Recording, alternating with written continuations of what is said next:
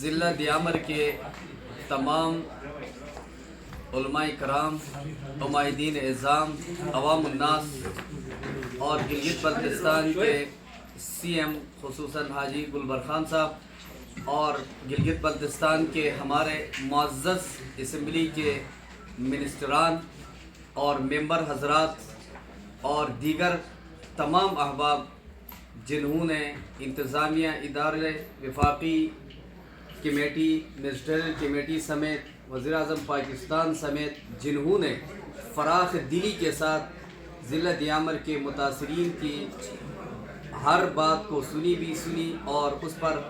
عملی جامہ بھی پہنانے کا عزم کر کے آج 2025 کا ایک معاہدہ طے پایا ہے۔ تو اس معاہدے کی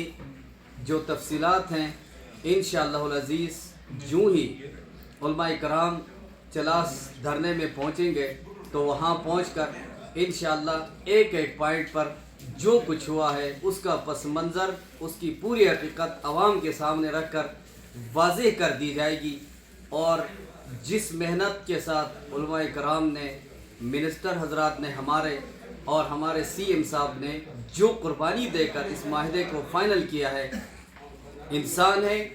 کمی کوتاہیاں ضرور ہوا کرتی ہیں، لیکن جو محنت اور انتھک محنت سے اس کو پائے تکمیل تک پہنچا ہے، انشاءاللہ ضلع دیامر کی ایک تاریخی فتح ہے، اور اللہ تبارک و تعالی ہم سب کو سرخرو فرمائے، اور اس میں خصوصاً چیف سیکرٹری صاحب کی بھی بڑی کوششیں اور انتظامیہ سب کی کوششیں ہیں، اللہ تعالی ہم سب کو کا حامی و ناصر ہو، اور تفصیل انشاءاللہ دھرنے میں پہنچ کر کریں گے۔